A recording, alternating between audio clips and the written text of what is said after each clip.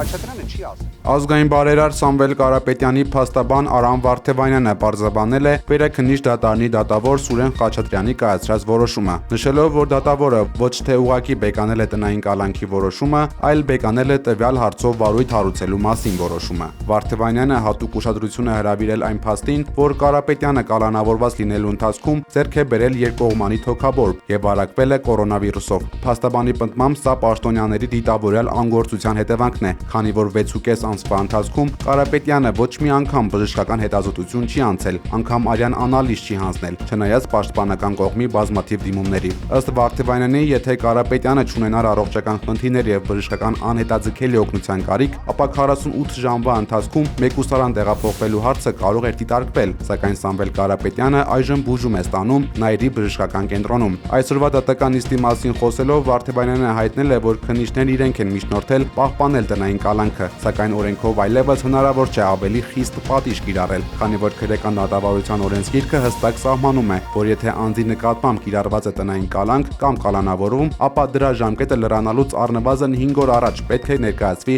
երկարաձգման կամ փոփոխման միջնորդություն։ Սամվել Կարապետյանի դեպքում այդ ժամկետը լրացել էր հունվարի 13-ին։ Դատախազությունը եւ քննչականը ամեն կերպ քաղաքական հետապնդման շրջանակներում երևի թե նույնիսկ երազում են տեսնել Սամվել Կարապետյանին կալանավորված, բայց իրենք ունեն մեծագույն խոչընդոտ։ Դա քրեական դատավարության օրենսգիրքն է։ Կամ Հայաստանի Հանրապետությունում թող կան արձանագրեն, որ քրեական դատավարության օրենսգիրքը դրվում է մի կողմ, կամ պարզապես պետք է ստիպված լինեն կրկին դիտարկել տնային կալանքի երկարաձգման միջնորդությունը, որի վերաբերյալ մենք ունենք առարկություն։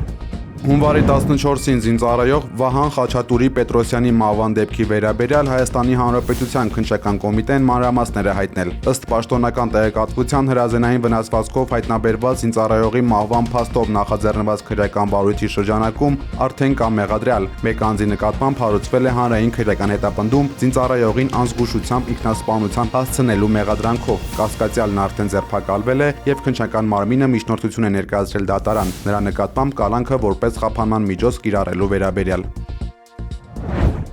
Նման բան չի ասվել։ Ազգային ժողովի նախագահ Ալեն Սիմոնյանը հերքել է Թուրքիայի արտգործնախարարի շուրջ պտտվող լուրերը։ Մամուլում շրջանառվում էին տեղեկություններ, թե Թուրքիայի արտգործնախարար Հական Ֆիդանը ասուլիսում հայտնել է մեջբերում 2026 թվականի ընտրություններում Թուրքիան աջակցելու է Նիկոլ Փաշինյանին։ Ալեն Սիմոնյանը լրագրողների հետ ճեպազրույցում շեշտել է, մեջբերում նման բան չի ասվել։ Ազգային ժողովի նախագահի խոսքով թուրք գործիչը նկատի է ունեցել այն, որ իրենք աջակցում են այն գործընթացին, որը տանում է Հայաստանի գործող իշխանությունը։ Նախորդին ձերբակալված 5 անձանցից 4-ի, այդ թվում Պեկ 3 պաշտոնատար անձանց նկատմամբ կալանքը որպես խափանման միջոց կիրառելու միջնորդությունները բավարարվել են, հայտնել են հակակոռուպցիոն կոմիտեից։ Նախաձեռնված քրեական մարույթի շրջանակներում ձերբակալվել էր 5 անձ, այդ թվում Պեկի ղեկավար պաշտոնյաներ։ Վերջիններս մեղադրվում են իշխանական լիազորությունները չարաշահելու մեջ։ ԱՄՆ նախագահ հատուկ բանագնաց Սթիվ Ուիթքոֆը ներկայացրել է իրանական հարցի դիվանագիտական լուծման Միացյալ Նահանգների պահանջները։ Նրա խոսքով կա 4 խնդիր՝ Իրանի միջուկային հարստացումը, զինանոցի կրճատումը, մոտ 2 տոննա ատոմային նյութերը եւ բնականաբար նաեւ երրորդ կողմից ֆինանսավորումը։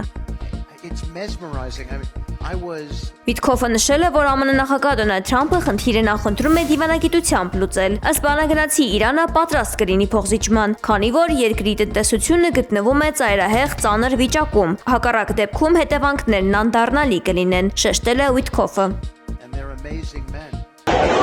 Իրանում ավելի քան 2 շաբաթ ընթացող բողոքի անհնազանդությունների ժամանակ ձերբակալվել է 3000 մարդ, հայտնել են երկրի իշխանությունները։ Նրանց խոսքով ձերբակալվածները առնչություն ունեն ահաբեկչական կազմակերպությունների հետ։ ՄԱԿ-ի անվտանգության խորհուրդը Նյու Յորքում ԱՄՆ-ի խնդրանքով արտակարգ նիստ է անցկացրել Իրանի շուրջ ստեղծված իրավիճակի վերաբերյալ։ Նիստի ընթացքում ՄԱԿ-ում Իրանի մշտական ներկայացուցիչ տեղակալ Ղոլամ Հոսեյն Դարզին հայտարարել է, որ Իրանի դեմ ուժի կիրառման ցանկացած սպառնալիք անկախ պատճառաբանությունից, այդ թվում ցուցարարներին պաշտպանելու կամ իրանցի ժողովրդին աջակցելու պնդումներով կդիտվի որպես միջազգային իրավունքի եւ ՄԱԿ-ի կանոնադրության կոպիտ խախտում։ Իրանի արտաքին գործերի նախարար Աբբաս Արաղչին հեռախոսով խոսել է ՄԱԿ-ի գլխավոր քարտուղար Անտոնիո Գուտերեշի հետ եւ պահանջել է, որ ՄԱԿ-ը դատապարտի Իրանում տեղի ունեցած այն հանցագործությունները, որոնք ըստ Թեհրանի իրականացվել են իրավապահ մարմինների ներկայացուցիչների եւ խաղաղ քաղաքացիների դեմ։ ՄԱԿ-ում Ռուսաստանի ներկայացուցիչ Վասիլի Նեբենզյան հայտարարել է, որ ԱՄՆ-ն փորձում է արդարացնել Իրանի դեմ իր ագրեսիան, հարցը տեղափոխելով Անվտանգության խորհուրդ եւ դատապարտել այդ գործողությունները։ Միաժամանակ միջազգային լրատվամիջոցները հայտնել են տարածաշրջանային լարվածությունը նվազեցնելու փորձերի մասին։ Ըստ New York Times-ի, Իսրայելը, Սաուդյան Արաբիան, Կատարը, Օմանը եւ Եգիպտոսը կոչ են արել ԱՄՆ նախագահ Դոնալդ Թրամփին հետաձգել Իրանի վրա հնարավոր հարձակումը, զգուշացնելով, որ այն կարող է հանգեցնել տարածաշրջանային ավելի լայն կոնֆլիկտի։ The Guardian-ի տվյալով դեէսկալացիայի ուղղությամբ ջանքեր է գործադրել նաեւ Թուրքիան։ Պարսից երկրների պաշտոնյաները նաեւ նշել են, որ Իրանի ղեկավարությանը տապալելուն ուղղված ռազմական ցանկացած գործողություն կարող է լրջորեն խաթարել նավթի միջազգային մատակարարումները Հորմուզի նեղուցով։ Սրան զուգահեռ Եվրամիությունը քննարկում է Իրանի դեմ պատժամիջոցների խստացումը, հայտարարել է Եվրահանձնաժողովի նախագահ Ուրսուլա ֆոն դեր Լեյենը։ Նա նշել է, որ հակակառավարական ակցիաների մասնակիցները դիմել են Եվրաընտանիքին, խնդրելով պատժամիջոցների ցանկն ընդլայնել։ Ռուսաստանի նախագահ Վլադիմիր Պուտինը եւ Իսրայելի վարչապետ Բենյամին Նեթանյահուն հեռախոսով քննարկել են Մերձավոր Արևելքում եւ Իրանում տիրող իրավիճակը, հայտնել է Կրեմլը։ Պուտինը Նեթանյահուին առաջարկել է Ռուսաստանի օգնությունը Իրանի հարցում եւ կոչ է արել ակտիվացնել քաղաքական եւ դիվանագիտական ջանքերը տարածաշրջանում կայունությունն ու անվտանգությունն ապահովելու համար։ Մոսկվան պատրաստ է նպաստել կառուցողական երկխոսությանը, որին կմասնակցեն շահագրգիռ բոլոր պետությունները։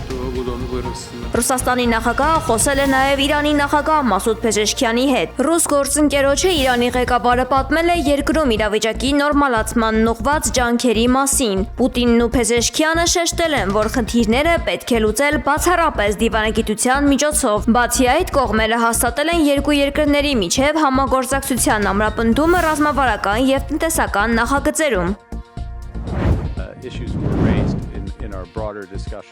Գրելանդիայի հարցում պետք է որոշողը լինի հենց Գրելանդիայի ժողովուրդը, հայտարարել է Կանադայի վարչապետ Մարկ Քարնին։ Նա շեշտել է, որ իրենք Դանիայի հետ ՆԱՏՕ-ի գործընկերներ են։ Մեր լիակատար գործընկերությունը եւ 5-րդ եւ 2-րդ հոդվածների նկատմամբ մեր պարտավորությունները ուժի մեջ են։ Մենք լիովին աջակցում ենք նրանց, ասել է Կանադայի վարչապետը։ Նրա խոսքով երկու երկրները մշտական կապի մեջ են միմյանց հետ եւ քննարկում են Արկտիկայում անվտանգության հարցերը։ Չնայած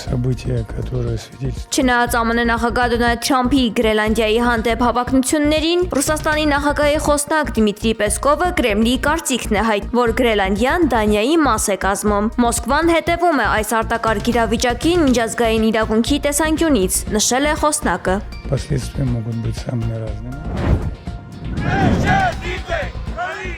Ռումինիայի մայրաքաղաք Բուխարեստում հազարավոր մարդիկ բողոքի ակցիա են իրականացրել այն օրենքի դեմ, որը մինչև 5 տարվա ազատազրկում է նախատեսում ռասիստական արտահայտությունների համար։ Ցուցարարներն այդ օրենքը համարում են խոսքի ազատությունը ճնշելու միջոց։ Սրան հակառակ օրենքի կողմնակիցները պնդում են, որ այն Ռումինիային համապատասխանեցնում է ատելության խոսքի եւ ծայրահեղականության դեմ պայքարի եվրոպական չափանիշներին։